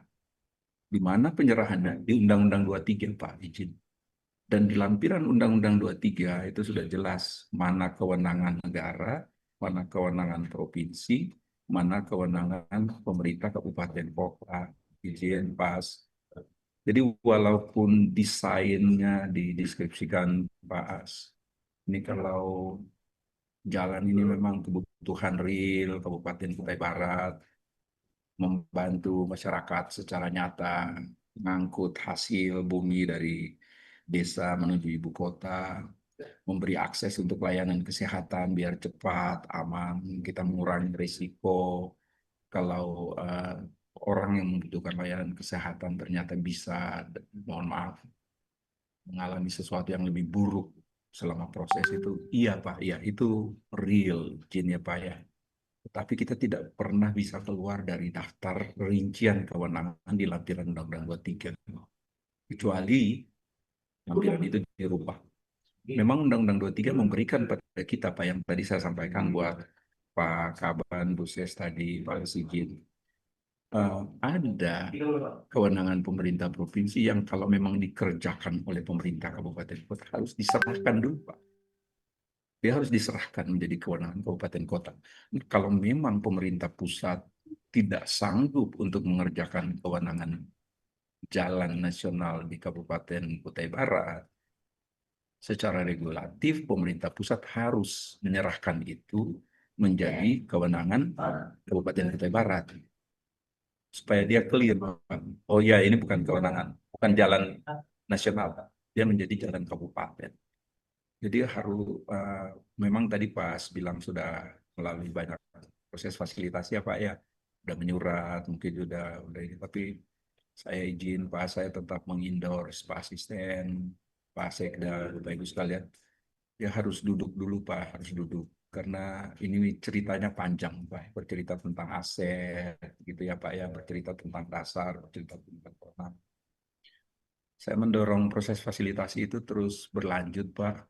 Tapi dalam konteks APBD yang tadi disampaikan Bu Maya, ketika kita memetakkan kode rekening di level teknis, kelihatanlah sudah Pak, bahwa kita keluar.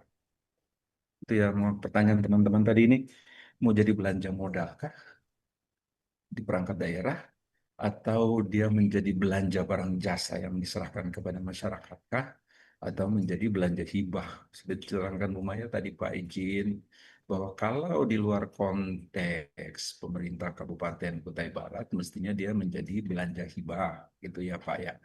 Nah kalau belanja hibah, dia tidak bisa dipetakan masuk di dalam dokumen RPJMD, gitu ya Pak ya. Karena konteksnya belanja hibah itu adalah belanja yang kita sharekan setelah yang kewenangan-kewenangan dasar kita juga terpenuhi, sementara jalan ini bukan jalan kewenangan. Jadi izin Pak Kaban, saya endorse proses ini tetap berlangsung, tetapi dari sisi teknis Pak Kaban, Pak Asisten bisa lihat sendiri bahwa ketika sudah masuk di tata teknis tataran pelaksanaan, kita ini Pak keluar dari rel, kelihatan sekali bahwa teman-teman bingung ini mau pilih belanja apa nih, gitu ya Pak ya. Belanja modal bukan aset kita, gitu ya. Belanja barang jasa diserahkan ke masyarakat, dia tidak punya hubungan dengan RKPD pemerintah daerah dan seterusnya. Jadi itu dari sisi kewenangan si Pak Asia. Nanti uh, yang terakhir tadi yang disampaikan Pak Asisten, biar nanti Bu Maya bantu saya ya Bu Maya untuk uh, komentar Pak Asisten yang kedua. Izin Pas, mohon maaf itu dari saya serahkan ke Bu Mai, tolong Bu Mai ditambahkan. Ya, izin Pak Asisten dan Pak Roy menambahkan saja tadi. Mungkin mohon maaf, maksudnya Kutai Barat ini karena ini kan sebenarnya udah 5 tahun ya, 5 tahun terakhir nih. Memang seperti dan jalan ini jalan protokol lah, ibarat katanya. Nah, ini sangat diperlukan sekali gitu untuk membawa tadi pajak hasil lah, hasil bumi gitu, maaf, hasil bumi, membawa hasil bumi. Nah, itu hal-hal itu memang sangat krusial lah bagi pemerintah daerah Kutai Barat. Cuman permasalahannya sekarang ini bukan kewenangan pemerintah daerah gitu loh. Ini kewenangan pemerintah pusat. Tadi sebagaimana Pak Roy juga sampaikan, memang ada ibarat katanya item-item, ibarat katanya, oh iya itu menjadi kewenangan pemerintah daerah yang tadinya kewenangan pusat. Tapi itu memang harus dikoordinasikan dulu ke pusat. Nah, itu harus dikoordinasikan dulu ke pusat. Kalau memang pusat nggak sanggup, saya pernah dengar itu ada di, kalau nggak salah di salah satu daerah lah, Pak saya nama daerah mana. Enggak Bu Mai, ini udah jadi kewenangan, udah jadi udah ada suratnya kok dari pusat. Nah, itu kan yang tadi disampaikan oleh Pak Roy bahwa memang udah ada gitu loh, udah ada dari pusat. Oh ya, karena pusat nggak sanggup nih, diserahkanlah kepada pemerintah daerah untuk menyelesaikan gitu. Nah, ini apakah kalau itu sudah ada, itu bisa menjadi pegangan Pak Asisten. Tapi kalau belum ada, Undang-Undang 23 itu membatasi hal tersebut. Ketika hal itu terbatasi, maka tidak bisa ya nak, kok. Oke lah, Kutai Barat punya uang gitu. Cuman permasalahan sekarang pintunya. Ketika pintunya salah, yang bukan menjadi kewenangan pemerintah daerah, dikerjakan oleh pemerintah daerah dengan eh, tidak sesuai pintunya, maka itu udah pasti salah. Dan ini akan menjadi ranah teman-teman APH gitu loh. Kan sebagaimana kita ketahui ini udah clear nih. Lah, ini dikerjakan. Nanti kan masuk ke dalam SPJ, ya kan? SPJ tapi ya SPJ itu melihat oh ini pekerjaan jalan protokol, jalan nasional. Lah kan ketahuan di situ dari sisi pemeriksaan. Loh, dasarnya apa? Mengerjakan jalan sesuai. Memang benar, kita butuh. Nah, itu dah mungkin ya. Tadi Pak Asisten juga sampaikan bahwa kami itu udah berkoordinasi. Karena ini kalau tadi disampaikan oleh Pak Asisten, ini udah 5 tahun bahkan, gitu. Sudah 5 tahun. Eh, bisa mungkin dilakukan kembali ya. Apakah itu dalam bentuk virtual Zoom dengan teman-teman apa instansi terkait dengan instansi terkait untuk mendudukkan ini gimana nih solusinya gitu loh. Kalau perlu ketika Kutai Barat ingin melakukan Zoom ya boleh juga tuh ada teman-teman BPKK, KPKK biar kita clear gitu loh. Karena yang meriksa nanti mereka gitu loh. Yang periksa itu kalau udah nanti salah maksudnya Kutai Barat baik tapi ternyata pintunya salah tetap salah Bapak Ibu. Jadi seharusnya sebaiknya ini dikoordinasikan kembali ke teman-teman ke instansi terkait, kemudian ke instansi vertikal terkait ya, di PU ya. Nah, itu dikoordinasikan kembali, disertakan oleh dokumen-dokumen pendukung seperti foto-fotonya, disampaikan. Kemudian kalau perlu ketika melakukan Zoom, virtual Zoom, kita gandeng juga pemeriksa, biar clear gitu. Biar clear kalau memang biar pemeriksa tahu ini nih kami udah minta loh gitu, kami udah minta tapi biar kedengeran, biar jangan seenaknya aja dari pusat juga kan uangnya, masalahnya uang Bapak Ibu itu kan uang Pemda itu dilakukan efisiensi, uangnya itu ada di sana Pak. Nah, sedangkan di pusat itu, uangnya ada, kegiatannya menunggu nih dari daerah nih. Nah, itu yang harus dikomunikasikan, walaupun mungkin sudah beberapa kali ya dari pusat melakukan, walaupun sudah beberapa kali dari pusat itu melakukan dari Pemda Kutai Barat melakukan koordinasi dengan pemerintah dengan instansi vertikal dimaksud. Tapi kalau Pemda Kutai Barat tetap jalan dengan kode rekening ini, kalau dari sisi kebijakan dan kewenangannya, di mana di kebijakan itu terkait kewenangan, udah pasti salah Bapak Ibu. Nggak bisa dibelanja modal, nggak bisa barang yang serahkan. Uang barang yang serahkan nggak bisa, belanja modal pun tidak bisa. Sudah pasti karena penerima manfaatnya adalah instansi vertikal. Jadi sebaiknya dicoba kembali dengan instansi vertikal dimaksud biar kita clear gitu loh. kalau perlu undang juga teman-teman pemeriksa gitu. Jadi nggak disalahkan, masalahnya nggak disalahkan si Kutai Barat. Kan Kutai Barat maksudnya baik, tapi pemeriksa kan nggak, tidak seperti itu. Kalau dia bilang enggak, ini bukan kewenangan pemerintah daerah, kenapa dikerjakan? Sudah pasti udah salah kata dia gitu. Kan ini beda, beda jadinya. Maksudnya baik, tapi akhirnya kan kalau salah kan yang dirugikan pasti Kutai Barat juga nantinya. Mungkin demikian. Izin sekalian terkait dengan yang LRA, ya mohon maaf, yang Bapenda tadi Bapak izin, terima kasih Bapak. Mungkin terkait dengan yang realisasi 2025 tinggi ya, karena kita ada pengembalian, ada jasa giro, ada pendapatan bunga. Mungkin 2026, karena gini, di 2026 takutnya ini terlalu tinggi, nanti nggak ke serap gitu loh. Nggak taunya tidak terrealisasikan gitu. Kemudian yang intinya satu, ketika kita akan melakukan prognosis pendapatan, kita harus melihat realisasi 3 tahun sebelumnya. Cuman agak berbeda nih situasinya karena apa? Di 2025 dan 2026 kita kondisinya efisiensi gitu. Ini agak berbeda situasinya. Maka kita harus lihat lebih jeli lagi bagaimana melakukan prognosis pendapatannya. Kemudian selanjutnya terkait dengan LRA, terima kasih tadi juga saya sudah di-share untuk Excel-nya bahwa di situ sudah ada beberapa ya sudah ada dianggarkan dan realisasinya. Baik, terima kasih. Saya kembalikan kepada moderator izin. Baik, terima kasih penjelasan dari Pak Roy dan kira ini sangat menambah wawasan juga ya. Dan jika ada pertanyaan lagi sebelum kita lanjut,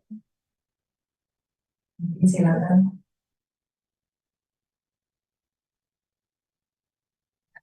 Ya, baik.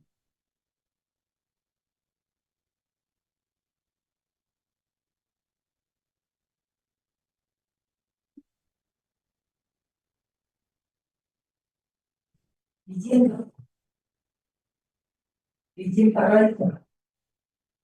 Mungkin ada yang terlewat Pak terkait dengan tagging anggaran yang Oh, tagging, iya, iya. Sebentar Ibu, izin, maaf, terlewat. berikan pencerahan Pak. Iya, Pak Asisten izin, maaf tadi terlewat tadi. Eh, Kebetulan di tempat saya proses tagging ini kan berkaitan dengan tugas Pak Asisten yang diberikan oleh Direktorat Jenderal Bina Keuangan Daerah kepada kita di Direktorat Perencanaan Anggaran. Lalu pelaksana tugasnya memang di tempat kita, Pak, khusus untuk pemutakhiran kode rekening, istilah kita gitu ya, Pak ya, di keuangan daerah. Dia setara dengan pemutakhiran program kegiatan yang dilakukan oleh teman-teman di Direktorat Jenderal Bina Bangda. Jadi semangatnya itu Pak, setelah Permendagri 90 kemudian diterjemahkan ke Permendagri 70, memang kode rekening itu kan kita hubungkan jadi satu Pak, antara yang di level perencanaan, di dokumen perencanaan dengan yang di dokumen anggaran. Jadi memang khusus untuk kode rekening di tempat saya Pak, dikerjakan oleh Bu Jivi. Saya dengan Bu Mai nunggui APBD, Bu Jivi menunggui kode rekening. Tagging Pak Asisten sudah kita lakukan di pendapatan hampir semua, kecuali pendapatan asli daerah saja kayaknya Pak. Kalau komponen pendapatan transfer semua sudah. Kemudian untuk tagging belanja yang mandatori juga sudah Pak. Pendidikan sudah sesuai dengan KMK-nya, kemudian infrastruktur juga sudah sesuai dengan KMK-nya, bahkan perlakuannya ya sudah lebih fleksibel Pak Asisten. Ada kode-kode rekening yang sebenarnya tidak bisa dihitung masuk, tetapi masih diposting oleh pemerintah daerah, SIPD akan tetap membiarkan saja Pak, karena itu pilihan pemerintah daerah, tetapi nanti tidak akan terkonsolidasikan sebagai angka yang dihitung, misalnya di belanja mandatori pendidikan gitu ya Pak ya, untuk sudah ditentukan harus A, B, C, D, E gitu ya Pak ya. Ternyata pemerintah daerah pilihnya EFG gitu ya Pak ya. Hitung 20%, oke hitung. Tetapi dia dinyatakan sebagai bagian yang belanja mandatori tidak akan diakui, Pak. Jadi sudah sefleksibel itu untuk tagging, Pak. Nah, kemarin saya ketemu di rapat dengan Bu Maya juga di rapat-rapat pendahuluan ketika kita membicarakan pengaturan hibah yang baru.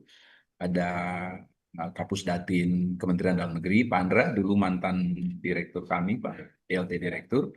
Kemudian ketemu dengan Inspektur Khusus di Itjen Kemdagri, dulu juga beliau bertugas di tempat kami di keuangan, Pak Iksan. Memang kami sudah pernah membicarakan, Pak, boleh nggak ya perlakuan di SIPD itu sama dengan perlakuan di APBN yang bintang-bintang itu, Pak. Yang bintang itu maksudnya begini, Pak, sudah diposting kan gitu ya, Pak, ya, suatu program kegiatan.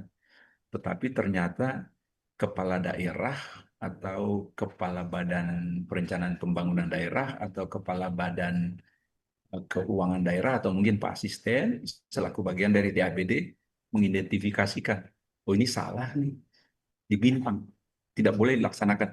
Jadi walaupun barang itu ada di APBD, dia di print menjadi DPA, tapi tidak bisa dilaksanakan karena sudah ada tag bintang gitu ya Pak ya. Artinya tidak bisa dilaksanakan oleh karena hal-hal tertentu atau sudah kita posting tetapi aturan teknisnya belum ada bisa kita bintang. Itu mekanismenya sudah dibicarakan, Pak.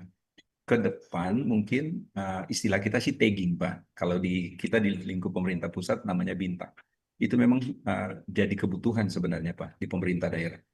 Jadi terhadap perangkat daerah yang merencanakan di luar dari konteks kebutuhan, gitu ya, di luar dari konteks aturan perundangan akan ini Pak, modul SIPD ke depan akan itu diberikan kesempatan karena memang sekarang pun sebenarnya SIPD belum 100% Pak diserahkan kepada pemerintah daerah ya Pak ya, masih juga diurus oleh Pusdatin. Kalau memang ke depan semua fiturnya udah cukup lengkap pasti akan. Tapi memang betul Pak untuk tagging itu. Nah, tapi izin saya itu diingatin oleh Bu Mai Pak, khusus untuk belanja bidang pendidikan, tagging belanjanya ini Pak sudah diatur sedemikian rupa. Memang ada beberapa daerah yang begini Pak diskusinya Pak Asisten. Kalau kami sudah terpenuhi semua gitu. Masa kami harus tetap sih menganggarkan pendidikan 20% gitu ya Pak ya. Nah jawabannya itu Pak tetap harus Pak. Karena memang dasar tagging itu di KMK. Artinya begini, kalau memang untuk pembangunan infrastruktur sekolah sudah terpenuhi, berarti kita geser ke lain Pak. Misalnya pengembangan tenaga pendidikan. Gitu. Jadi angka pagu di sub kegiatan itu yang kita tingkatkan. Sebaliknya angka pagu di pengadaan sarana prasarana mungkin kecil, tetapi menjumlahkan seluruh indikator tagging haruslah tetap 20%. Karena kalau kurang dari itu, izin Pak As, itu langsung kena penalti Pak, khusus pendidikan ini. Langsung terkena penalti Pak. Disuruh lakukan pergeseran sebelum perubahan APBD bahkan Pak. Kalau sudah perubahan APBD pun diminta untuk lakukan pergeseran. Kalau tidak, mekanismenya langsung dia potong dari atas, Pak Asisten. Nah, ada beberapa kasus kemarin itu Bu Maya dan kami di tim evaluasi hitungnya sudah 20% Pak. Ternyata di data Kementerian Keuangan belum 20%. Pemerintah Provinsi Kalimantan Selatan kalau nggak salah Pak kemarin itu. Akhirnya di kami sudah bunyi di keputusan Menteri Dalam Negeri evaluasi bahwa belanja mandatory spending pendidikan sudah terpenuhi. Ternyata dari Kementerian Pendidikan dan Kebudayaan dan pada akhirnya keputusannya dari Menteri Keuangan pemotongan, Pak. Pemotongan DAU karena tidak terpenuhinya belanja pendidikan. Jadi memang pendidikan ini sampai dengan hari ini Pak yang baru langsung pemotongan dari pusat itu pendidikan Pak. Kalau yang lain belum. Jadi itu kalau tagging pas jadi untuk kebutuhan kita di daerah ke depan modulnya memang nanti akan diberikan pada pas mungkin ya. Kalau pas pikir ini belanjanya ngarang-ngarang ini udah langsung di tagging aja kan. Apalagi kalau levelnya pergeseran pas kalau saya tuh pas di depan pimpinan pun saya tetap keras kalau pergeseran Pak. Pergeseran itu baik sebelum perubahan maupun sesudah perubahan Pak. tetap kategorinya darurat mendesak. Kalau tidak darurat mendesak, tidak bisa saya pergeseran itu. Dan kalau konteksnya itu tetap pakai BTT. Mau BTT tidak cukup, ya reformulasi kegiatan dan sebagainya. Kumpul BTT dulu, baru kita geser ke perangkat daerah yang membutuhkan. Jadi dari konteks pergeseran itu, Pak Andre bilang ke saya, Bung, kan di daerah itu kan kategorinya bukan darurat mendesak. Ada yang mendesak, ada yang terdesak, ada yang didesak-desak, ada yang berdesak-desakan. Kategorinya menjadi bermacam-macam. Tapi intinya kurang lebih itu, Pak. Memang ke depan kita butuh tagging yang dipegang oleh TAPD untuk mengatur teman-teman perangkat daerah biar lebih tertib. Mungkin, Pak. Izin itu, Pak Mas, dari saya. Terima kasih, Pak.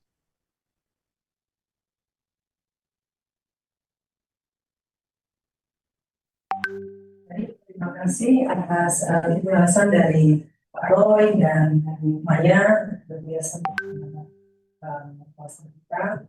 Dan saya kira ini sudah tidak ada pertanyaan lagi, jadi kita akan membahas.